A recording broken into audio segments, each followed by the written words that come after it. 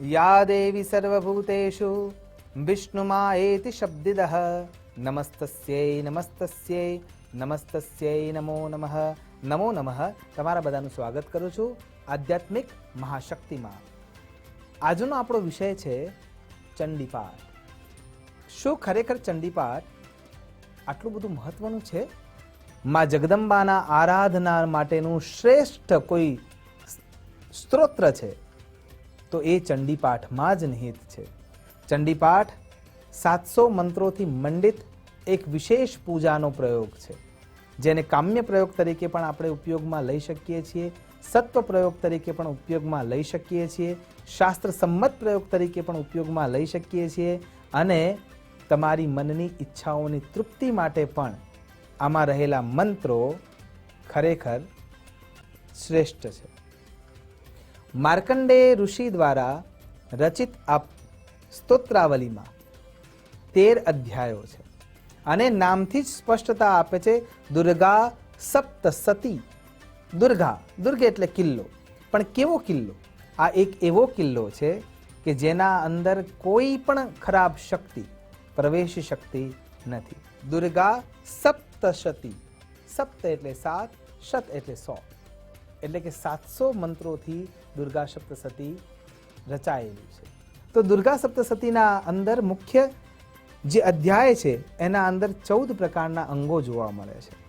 એમાંથી સૌથી પહેલું જે અંગ છે કે એ કોઈ એક ઋષિ સાથે જોડાયેલું છે, એટલે કે નારાયણ ઋષિ દ્વારા આ ગ્રંથને લિપિબદ્ધ કરવામાં ઘણું મોટું યોગદાન અપાયેલું છે. એટલે જ્યારે આપણે સંકલ્પબદ્ધ થઈએ છીએ ત્યારે એમાં ઋષિ જે જોવા મળે છે એ નારાયણ ઋષિ છે.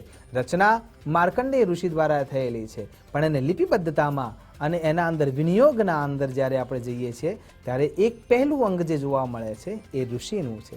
બીજા નંબરમાં જ્યારે બીજા અંગને આપણે જોઈએ છીએ તો એના દેવતા આવે છે.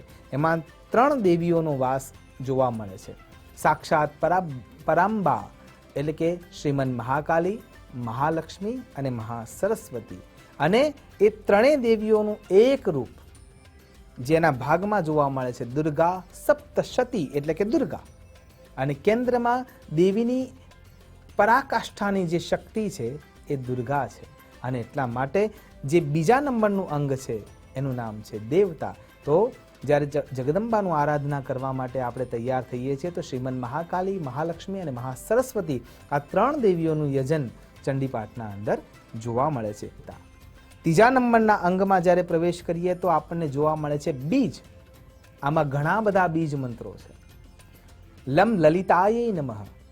જેને હૃદય રોગની બીમારી છે એને ખાલી લમ લમ લમ લમ, અને વધારે કદાચ જો એને ઉર્જા પ્રાપ્ત કરવી હોય તો લમ લલિતાય નમઃ, લમ લલિતાય નમઃ. કેવલ આ મંત્રના જપથી જ તમારા શરીરના અંદરની જે હૃદયની ધમનીઓ છે એ ઘણી બધી અંશે એટલી બધી સારી રીતે કામ કરવા લાગે છે કે હૃદય રોગની બીમારી પણ ઘણી દૂર થઈ જાય છે. અને એટલા માટે આ બીજ મંત્રોથી મંડિત દુર્ગા સપ્તસતી છે. લમ લલિતાય નમઃ, વમ વરુણાય નમઃ. જે આ બીજ મંત્ર છે, બીજ મંત્રની તાકાત શું છે? બીજના અંદરથી જ વૃક્ષ ઉત્પન્ન થાય છે. દેવી કવચ, જ્યારે તમે કવચનું આરાધન કરો છો અને એ ધીરે ધીરે સાધ્ય થવા લાગે છે ત્યારે તમામ પ્રકારની નકારાત્મકતા તમારા નજીક આવવાનો તો વિચાર પણ ના કરી શકે, કેમ કે તમે દેવીનું આરાધન કરીને એક મહિમા મંડિત ઓરા તૈયાર કરી છે, અને એ ઓરાના અંદર કેવલ શુભ વિચારોવાળી શક્તિ જ અંદર પ્રવેશ કરી શકે. એટલા માટે દેવી કવચ પણ એ જ રીતે કાર્યરત થઈ જાય છે. એટલા માટે આ જે ચોથું અંગ છે એનું નામ છે શક્તિ. ચંડીપાઠનું 5મું જે અંગ છે એનું નામ છે મહાવિદ્યા. આ ગુપ્ત વિદ્યા છે, વધારે ઉદ્ઘાટિત ના કરી શકાય એટલા માટે ખૂબ ઓછી સ્પષ્ટતા કરી રહ્યો છું. સુયોગ્ય ગુરુના સાનિધ્યમાં બેસીને જો ચંડીપાઠને શીખવામાં આવે તો 10 મહાવિદ્યાઓમાં ત્રિપુરા સુંદરી પણ એક વિદ્યા છે. એ ષોડશી માં લલિતા આપણને ખૂબ જ સરળતાથી સૌમ્ય મૂર્તિ રૂપે સાધ્ય થઈ શકે છે, અને એના મંત્રો એમાં છે જ, પણ એનો ઉપયોગ કરતા શીખવું જરૂરી. એનું 6થું જે અંગ છે એનું નામ છે ગુણ. જે સત્વ ગુણવાળા વ્યક્તિઓ છે એ એને ખૂબ જ સરળતાથી આત્મસાત કરી શકે એમ છે. જે રજસ ગુણવાળા વ્યક્તિઓ છે એ વ્યક્તિઓને રાજસી સુખ મેળવવું હોય તો આ સ્તોત્રો દ્વારા મળી શકે છે. અને જે તમસ પ્રકૃતિના વ્યક્તિઓ છે એમની તામસ વૃત્તિને કંટ્રોલ કરવા માટે પણ આ સ્તોત્રો ખૂબ જ ઉપયોગી થઈ જાય છે. સાતમું એનું અંગ છે એ છે જ્ઞાનેન્દ્રિય. તમારી પંચ કર્મેન્દ્રિય, પંચ જ્ઞાનેન્દ્રિય, 11મું મન, 3 પ્રકારના આંતરિક ગુણો સત્વ, રજસ અને તમસ, પંચ મહાભૂતો, તન માત્રાઓ, આ બધાનું કંટ્રોલ જો કોઈ જગ્યાએથી થતું હોય તો એ છે જ્ઞાનેન્દ્રિયો દ્વારા. રસે રૂપે જ ગંધે ચ શબ્દે સ્પર્શે ચ યોગિની, માં યોગિની એનો કંટ્રોલ કરી લે છે કે એને કેવી રીતે ઉપયોગમાં લેવું જોઈએ. એટલા માટે જે 7મું લક્ષણ દેખાય છે અંગમાં તો એ છે જ્ઞાનેન્દ્રિય. આગળ છે 8મો ગુણ અથવા 8મું અંગ જેને આપણે કહીએ છીએ રસ. અનુષ્ટુપ છંદ દ્વારા આ રચાયેલું છે. જેમ કે તમે 4થા અધ્યાયનું આરાધના કરો છો, શક્રાદય સુરગણાની હતેતિ વીર્યૈ તસ્મિન દુરાત્મનિ સુરારી બલે ચ દિવ્યામ. તો આ લિપિબદ્ધતામાં જોડાયેલું છે. એટલે તમે ગાન સાથે એને આત્મસાત કરી શકો છો. એટલે કે રસ ઉત્પન્ન કરનારું છે. 9મું અંગ જ્યારે આપણે જોઈએ છીએ તો એ છે કર્મેન્દ્રિય. એમકારી સૃષ્ટિ રૂપાએ રીમકારી પ્રતિપાલિકે ક્લીમકાલી કામરૂપિણી. એ કામના, ઈચ્છાઓ, તરાહો એ જે ઉત્પન્ન કરવાના છે શરીરમાં, ઈચ્છા વિના તો કોઈ કાર્ય થવાનું જ નથી. અને એ ઈચ્છા જગાડનાર કોઈ તત્વ તો હોવું જોઈએ ને.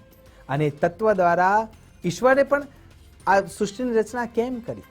તો કેવલ આ જ કારણે, ઈચ્છા શક્તિના કારણે.